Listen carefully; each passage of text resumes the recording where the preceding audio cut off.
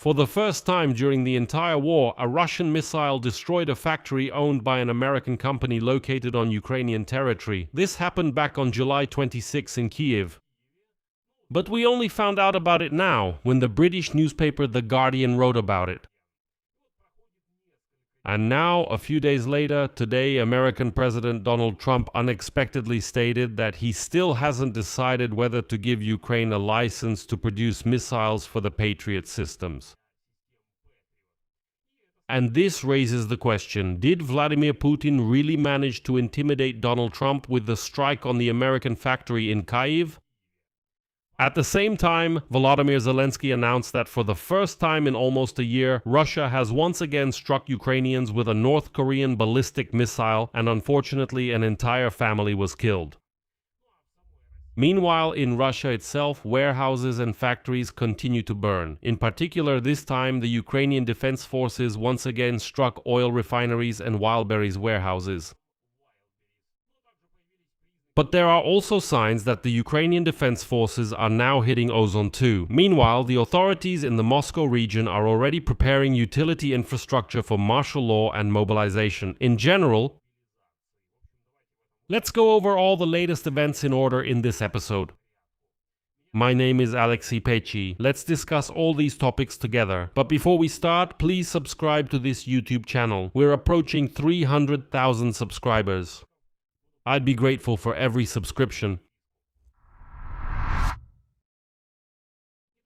So, I'll start with the Russian strike on the American factory. According to The Guardian, on July 26, a Russian ballistic missile destroyed a production building of the company Terminal Autonomy,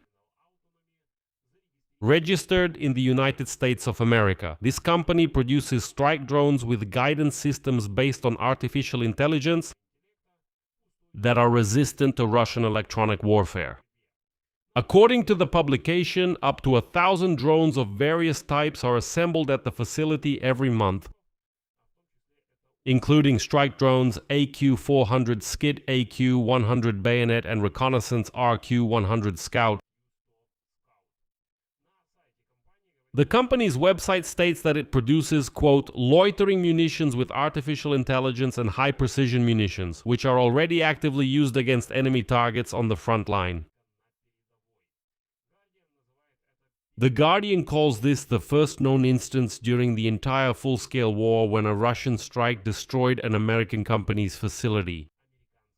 And here's what's noteworthy. The Russian Ministry of Defense's own report for July 26 specifically mentioned a strike on, quote, a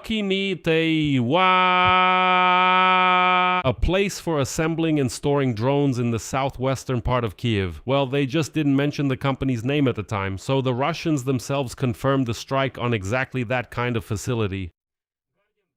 The Guardian quotes former senior U.S. intelligence official Anthony Vinci, and here's what he says. The Russians don't care who owns the production facility. It's still considered a target, and this is exactly where The Guardian makes an important caveat. The attack could be significant in light of US plans to allow Ukraine to produce American weapon systems, particularly Patriot interceptor missiles. According to experts, if such production is set up in Ukraine, Russia may try to attack it as well, and obviously, the Kremlin was trying to send exactly that kind of signal to Washington. Like, if a Patriot missile production plant appears in Ukraine, they will attack it. On the other hand, it was also a test to see how exactly Donald Trump would react to the fact that the Russians are already striking American property. Like, will he defend the sovereign interests of Americans or not? And here, unfortunately, it seems that Donald Trump backed down. Look at how this connects with the second event of today. Back at the July NATO summit in Ankara, Donald Trump stated that the US was ready to grant Ukraine the right to independently produce missiles for Patriot systems. And Zelensky later announced a new aid package with ammunition for these systems. During the visit of the Ukrainian delegation to Washington this week, Zelensky and Trump again discussed the issue of transferring licenses for the production of Patriot missiles. And Zelensky hinted that the parties had made progress on this issue and that it was practically resolved. I should note right away that yes, there were rumors that Boeing refused to transfer the technology for the self-guidance of these missiles. But it's important to remember that Boeing did not transfer this license to either Japan or Germany, even though they have a license to produce the missiles. So, once again, the Americans allowed the missile to be assembled and produced in Germany and Japan. But Boeing clearly stated that it would never transfer the license to produce missile guidance systems to anyone. And even Japan, which has already started assembling missiles, still receives them from Boeing, the guidance systems, and simply integrates them into the missile it assembles itself. So this means that Boeing doesn't just refuse to give the license to Ukraine, it doesn't give it to anyone. And now, just a few days later, today, just days after the direct Russian attack on the American factory in Kyiv, Trump said the following in an interview with the Financial Times: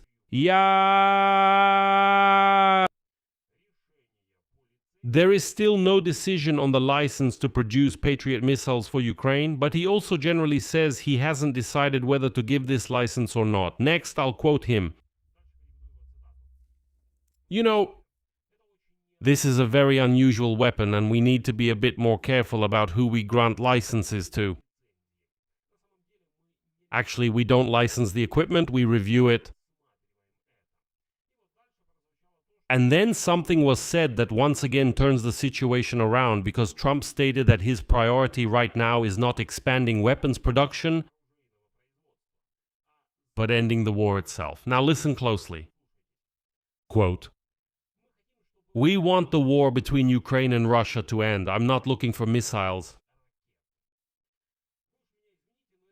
Please excuse me, but this is really something else, because let me remind you, the Patriot air defense system is not offensive but defensive. The fact that Ukraine will have, let's say, a few hundred of its own Patriot interceptor missiles does not mean that the war will continue because of this. No, these missiles can just sit in warehouses. What's the problem? The war can be ended at any moment. This is not offensive weaponry. This weapon in no way threatens Russia, not at all. This is in fact a self-defense weapon. If Trump wants to end the war, put pressure on dictator Putin, stop the war, so what's the problem? Okay, Ukraine will still have Patriot missiles. They won't affect the continuation of the war in any way. And of course, no one officially links the strike on the American company Terminal Autonomy to Trump's wavering on Patriot. Well, no one will officially connect these two stories, but the conclusion is obvious. If the drone factory has already become a target, regardless of the fact that it's American, then Washington has another reason not to rush the decision to place even more sensitive production on Ukrainian soil. And it seems that Putin's signal to Trump worked, and the American president immediately started backtracking. Unfortunately, this is the kind of American president we're dealing with, who, I'll say it again, no one is directly connecting this, but it looks like he got scared and immediately said, "Oh no guys, what license? We haven't decided anything yet." Although Russia isn't at all shy about expanding the range of weapons used to strike civilian cities in Ukraine. Volodymyr Zelensky stated that during the strike on the village of Radushne in the Dnipropetrovsk region near Kryvyi Rih on the night of July 30th, Russia used a North Korean-made ballistic missile for the first time in almost a year. Here is a quote from the president of Ukraine: "The alliance of Moscow scoundrels with the insane regime in North Korea, for the sake of missiles, for the sake of the North Korean contingent here in Europe, on our borders, and for the sake of killing our Ukrainian children." Let me remind you, that night on July 30th, during the strike on a private home, an entire family was killed. That's 6 people, including 3 children, a 1-year-old girl, and boys aged 13 and 17. And as it became known, Ukrainian radars detected traces characteristic of the use of KN-23 or KN-24 missiles, which are North Korean missiles. And the last confirmed use of such weapons was recorded almost a year ago, so Russia has once again resorted to using specifically North Korean missiles.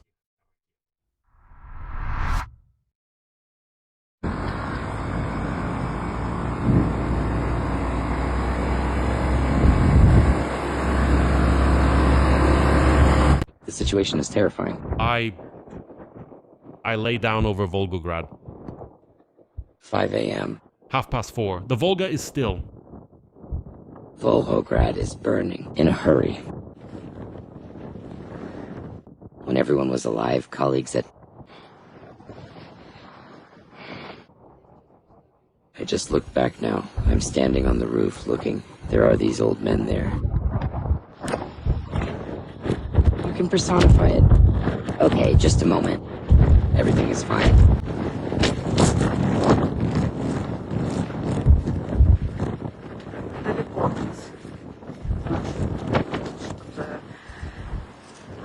Acceptance. The smoke is pretty massive too. Very. Now from here, well, okay, fine.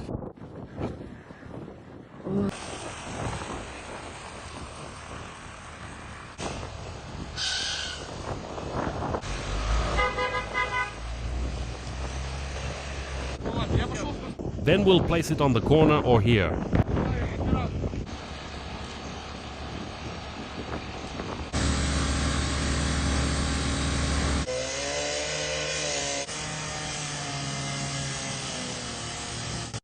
And now about what was happening inside Russia itself parallel to all this. Ukraine continued a series of strikes on logistics and oil refining.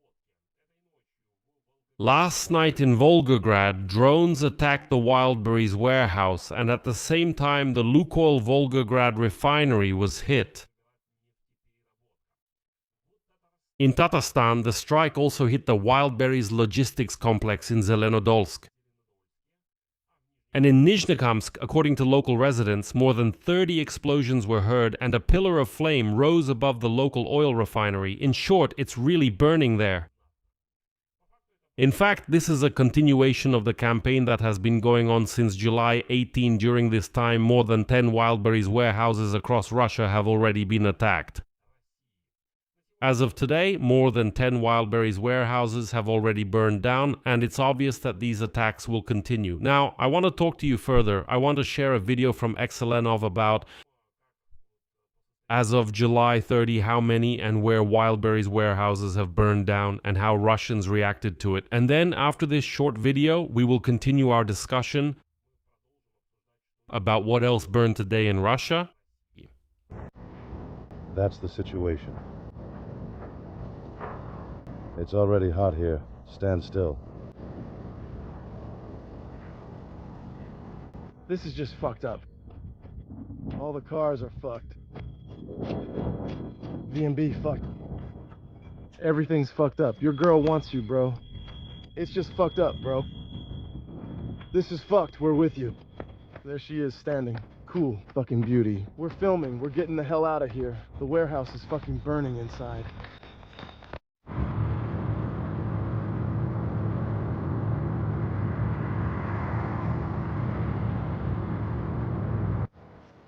Here's what's happening at the Wildberries warehouse in Krasnodar. Everything is on fire. The situation here is definitely not the best. Here's the thing. There's a Wildberries warehouse burning in Novinomysk. It's one thing if the goods burn down, they need to be remade, repurchased. The most important thing is that there are no victims there. And Shah.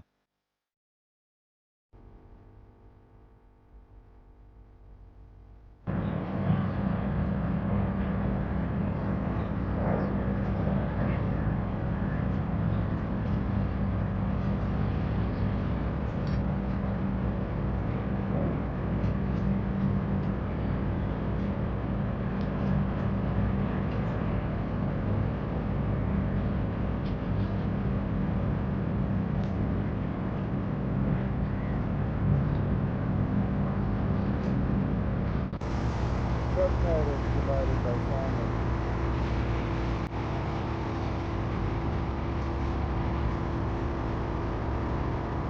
Subtitles provided by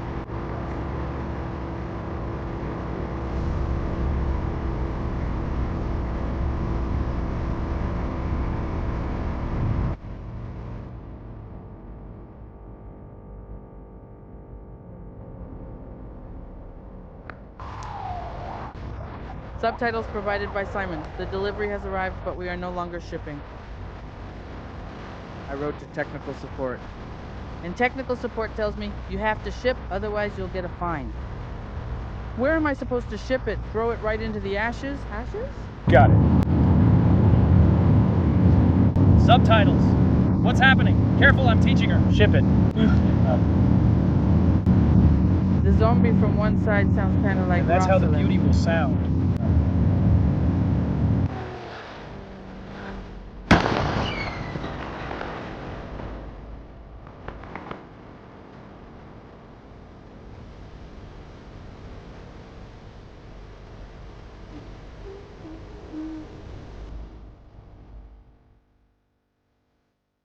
On the same day, July 31, a warehouse of Russia's largest electronics retailer DNS burned down in Vladivostok, and now the co-owner of the company, Dmitry Alexeyev, wrote that the damage is enormous. But he himself clarified that the version of outside interference seems unlikely, so apparently this is just an ordinary fire not related to airstrikes, or maybe it is related. You know, that's not the point. The point is that warehouses in Russia keep burning. I'm literally just a few meters away from the source of the fire, right here. I'm literally just a few meters away from the source of the fire. The roof has already collapsed here, the wall has fallen, and this is the DNS warehouse burning.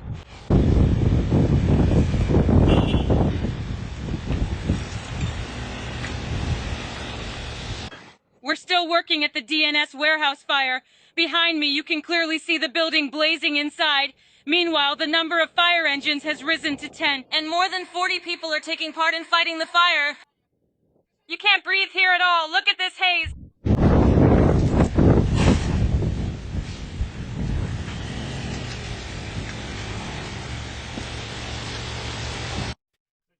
By the way, today footage appeared showing how a Ukrainian drone was slightly off target and hit near the ozone warehouse. This shows that after Wildberries, attacks are now targeting ozone warehouses as well, and Yandex Top Market isn't far off either. To be continued? Attention, focus! Bitch. Fucking freak!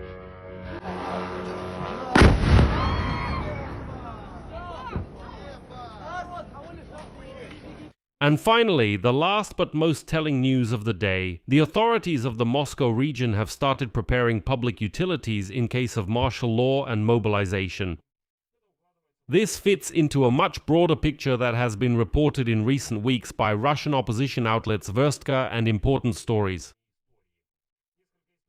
Several sources in federal and regional authorities do not rule out the introduction of martial law or its elements in Russia right after the September elections to the State Duma. According to them, in addition to martial law, a new mobilization is also not ruled out, rumors about which have been circulating for several months, as well as tightening of currency regulations and a ban on traveling abroad for certain categories of citizens. And now the Institute for the Study of War also specifically points out the amendments that expand the tasks of the Russian National Guard. They now explicitly include preparation to protect against dangers that arise, quote, during mobilization, martial law, or wartime. Yeah. The bottom line, what follows from all this? 1. The demonstrated willingness of the US to strengthen Ukrainian air defense with technology goes hand in hand with direct evidence that production facilities on Ukrainian territory remain vulnerable regardless of the origin of the capital, and this complicates Washington's decision regarding Patriot. 2. The use of North Korean ballistic missiles shows that Russia is not just receiving shells and manpower from Pyongyang, but is directly using its missiles in combat conditions against Ukrainian civilian cities. And thirdly, while Ukraine is methodically taking out Russian logistics and oil refining, Russia itself inside the country is preparing not for de-escalation, but for the opposite. For martial law and new mobilization, which indicates that the Kremlin is counting on a prolonged war, not on quick negotiations. I'll leave it at that. Share your opinions and conclusions in the comments under this episode, subscribe to the channel, hit the bell, and don't forget to like. That's all for now. Take care of yourselves. Goodbye, everyone.